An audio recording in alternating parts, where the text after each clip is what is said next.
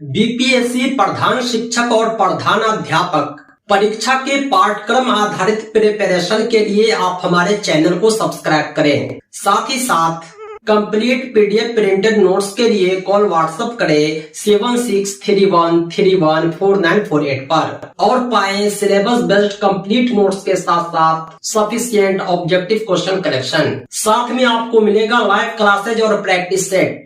इस बैच को ज्वाइन करने के लिए अभी संपर्क करें और अपनी सफलता सुनिश्चित करें। आइए अब शुरुआत करते हैं आज के क्लास की। दोस्तों, आज की इस वीडियो में हम जानेंगे कृषि के बारे में। कृषि क्या होता है, कृषि कितने प्रकार के होते हैं, विस्तार से एक एक टाइप्स को हम जानेंगे और आपको समझाएंगे।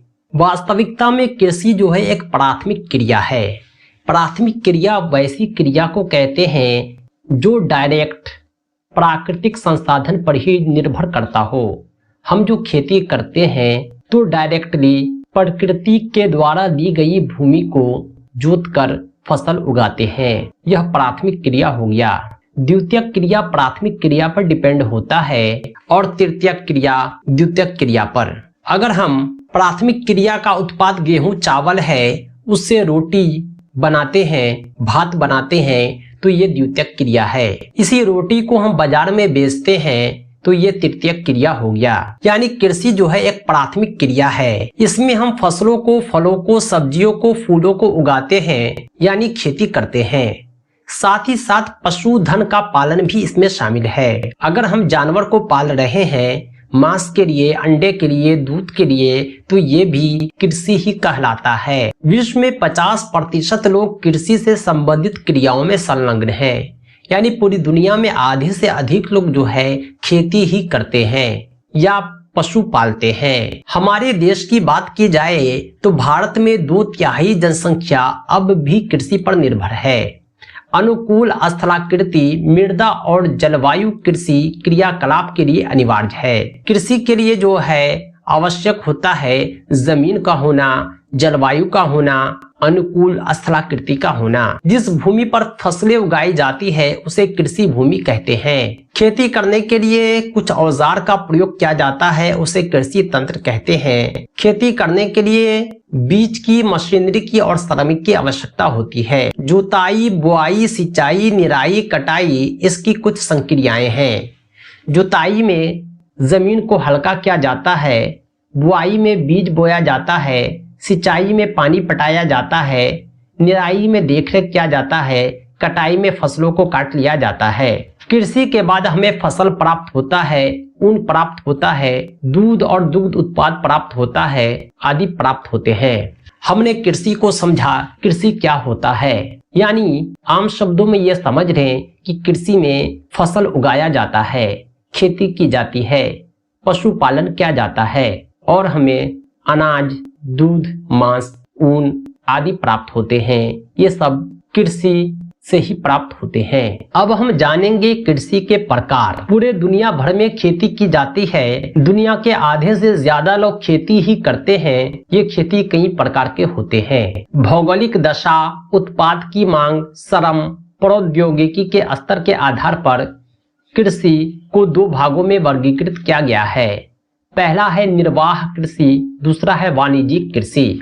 निर्वाह कृषि और वाणिज्यिक कृषि क्या होता है हम आगे जानेंगे। निर्वाह कृषि और वाणिज्यिक कृषि को आप शब्द के अर्थ के आधार पर भी समझ सकते हैं। सबसे पहले हम जानते हैं निर्वाह कृषि के बारे में। निर्वाह का मतलब होता है अपनी आवश्यकताओं को पूरा करना, भरण पोषण करना। निर्वाह कृषि में कृषक परिवार जो होते हैं अपनी आवश्यकताओं को पूरा करते हैं। इसमें पारिवारिक श्रम का उपयोग किया जाता है। यानी परिवार के सभी सदस्य मिलकर खेती करते हैं और इतना ही अनाज उत्पादन करते हैं जिससे उसके परिवार का भरण पोषण हो सके। इस निर्वाह कृषि को गहन निर्वाह कृषि और आदिम निर्वाह कृषि में वर्गीकृत किया जाता है। गहन निर्वाह कृषि क्या होता है और आदिम निर्वाह कृषि क्या होता है अब हम जानेंगे। गहन निर्वाह कृषि में किसान जो होता है एक छोटे भूखंड पर साधारण औजारों और अधिक श्रम से खेती करता है। एक वर्ष में एक से अधिक फसल उगाई जाती है चावल मुख्य फसल होती है। अन्य फसल में गेहूं, मक्का, दलहन, तिलहन शामिल है। यानी गहन निर्वाह कृषि में किसान के पास बहुत ज्यादा जमीन नहीं होता,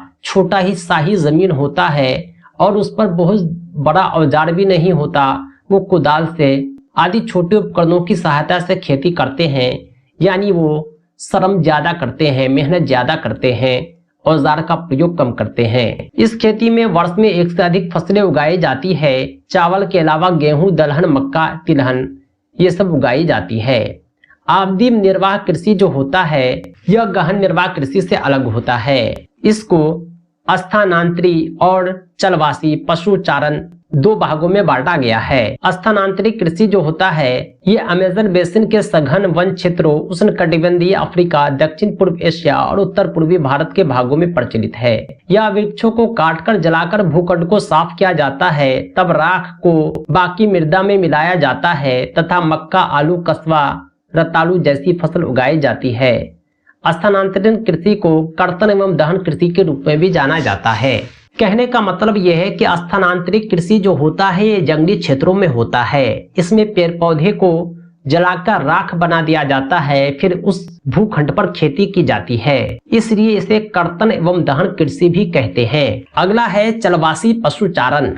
इसमें भेड़, ऊंट, याक, बकरी जैसे पशुओं का पालन किया जाता है और उससे दूध, मांस, ऊन, खाल आदि प्राप्त किया जाता है। ये चलवासी पशुचारण कहलाते हैं। ये भारत के राजस्थान और जम्मू कश्मीर में काफी प्रचलित है। इसके अलावा मध्य एशिया में सहारा के अर्ध शुष्क एवं शुष्क प्रदेश में भी प्रचलित है। निर्वाह कृषि के बाद हम जानते हैं कृषि के दूसरे प्रकार वाणिज्यिक कृषि को।